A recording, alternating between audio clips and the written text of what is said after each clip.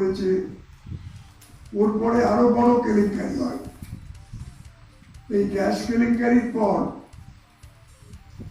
America থেকে যত উকিল বাবুরা এসেছিলেন সব লোক ক্লেম সেটেল করার জন্য কিসা কি হবে সেই নিয়ে লড়াই করেছিলেন এই ভোপাল গ্যাস কেলেঙ্কারিকে কেন্দ্র করে। সব জায়গায় বিশেষ করে অ্যাক্সিডেন্টকে কেন্দ্র করে উকিলদের মধ্যে এমন একটা চিন্তা ভাবনা যে লর্ড ডেনিং একবার বলেছিলেন, the lawyers are nothing but ambulance chasers. যখন অ্যাম্বুলেন্সে করে অ্যাক্সিডেন্ট হওয়ার পর পেশেন্ট যাচ্ছেন, উকিলও তাকে ফলো করছে। এগুলো আমি বলে থাকি, তার কারণ হচ্ছে কাজ করতে গিয়ে এসবগুলো হয়। পরিবেশকে একটু প্রাধান্য দেবেন আপনার সংবাদপত্রে। গত 30 বছর তো সচেতনতা নিয়ে অনেক কথা লিখলাম, অনেক কথা বললাম।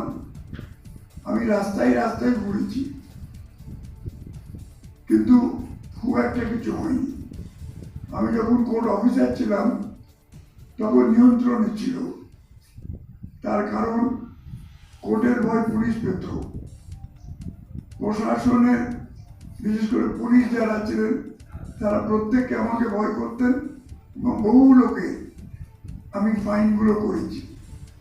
এই আপনারা দেখবেন ইলেকট্রিক হর্ন যেগুলো বাসে যায়, আমি বারাসাতের মোড়ে, বোলপুরে বিভিন্ন জায়গায় দাঁড়িয়ে দাঁড়িয়ে হর্নগুলোকে ধরতাম আর মোটর ভেহিকলস অ্যাক্টে পানিশমেন্ট দিতাম।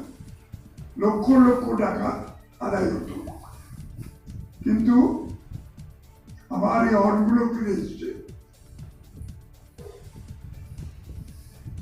ছট পুজোকে কেন্দ্র করে যে জলাশয়টিকে রক্ষা করার জন্য আইন আদালত আমরা সব করেছি। আমি শুনলাম একটু আগে তার পবিত্রতা আমরা রক্ষা করতে পারিনি। এটা অত্যন্ত গভীর দুঃখের কথা। আমি খবরটি পেয়ে অত্যন্ত ব্যথিত। আমাদের দেশের কোর্ট, আমাদের দেশের আইন, আমাদের দেশের মানুষ, আমাদের দেশের আদালত এই জলাশয়কে রক্ষা করার জন্য বলেছেন, কিন্তু তার পবিত্রতা রক্ষা করা আমি শুনেছি যায়নি। এটা কিন্তু ল্যাক অফ পলিটিক্যাল উইল। আমি মনে করি সমস্ত সমস্যা সমাধান হয়ে যায় যদি একটু পলিটিক্যাল উইল এনফোর্স করা যায় এবং এইটা ভালো করে চিন্তা ভাবনা আপনারা করুন। আমি সচেতনতা করে কি করব?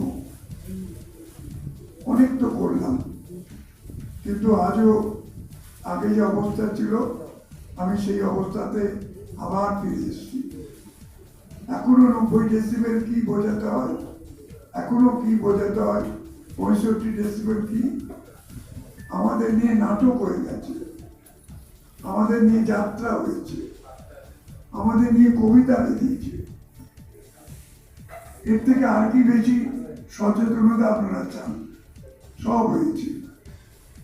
আজকাল স্বামী স্ত্রীদের মধ্যে ঝগড়া হলে বলে তুমি কিন্তু 65 ডেসিবেল উপরে যাচ্ছ, আমি অমুক গাঙ্গুলির কাছে যাবো। তা আপনি বলেন এরপরও সচেতনতার অভাব। আর সচেতন করে কি হবে? এখন এটা যে কোনো উপায়কে এনফোর্সমেন্ট করতে হবে। কাজে আসলে এসব জিনিস কতগুলোকে টোটালি ব্যান করে দিতে হবে। It has to be ban totally. এই টোটাল ব্যানিংটা যতক্ষণ না হচ্ছে, আজকে এতদিন বাদ গুটখা খৈনি তাকে ব্যান করা হচ্ছে। অথচ মিঠুন চক্রবর্তী আমাকে বলেছিলেন সারাদিনে লোকে যা তুতু পাবে প্রায় 2 কোটি টাকার গুটখা তার ভেতরে আছে। তা আজকে এই যে টোটাল ব্যানিং যতক্ষণ না আপনি করছেন ততক্ষণ কি হয়, বিদেশে কি হয়, বিদেশে কি বাজি পড়ানো নেই? নিশ্চয়ই আছে।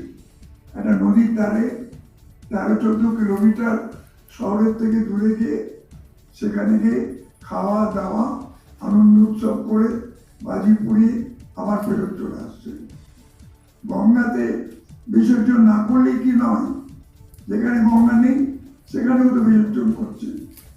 কিসের পবিত্রতা? আপনারা যদি মেল্টিং মেথড ইন্ট্রোডিউস করেন ঠাকুরের উপর, ওই গঙ্গা জলটাকে নিয়েছে, ওই গঙ্গা জল দিয়েই মায়ের মূর্তিকে আস্তে আস্তে আস্তে ধুয়ে দেবে, তাহলে তো সবই থাকছে। কিন্তু তাহলে ওই গঙ্গাটা যাকে রক্ষা করা আমাদের দায়িত্ব, আমরা তাকে রক্ষা করতে পারতাম, কিন্তু আমরা পারি না। আমি ভাটপাড়ার যারা ভট্টাচার্য মশাই তাদেরকে জিজ্ঞেস করেছিলাম যে গঙ্গাতে কি ঠাকুর ফেলতে হবে? আপনাদের শাস্ত্রে লেখা আছে? বলে এমন লেখা কোথাও নেই, এমন লেখা কোথাও নেই।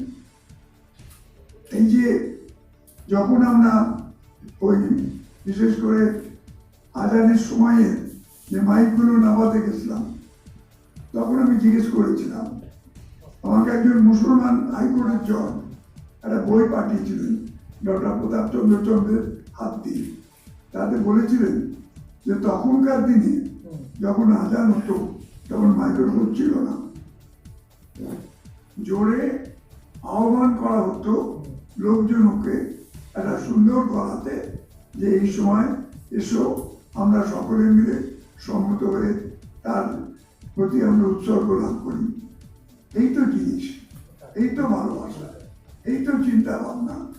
একে নিয়ে আধুনিক প্রযুক্তিকে জুড়ে এই জিনিসটা করব, আপনি কাদের সচেতন করবেন, কাদেরকে করবেন যে এই জিনিসটা করো না?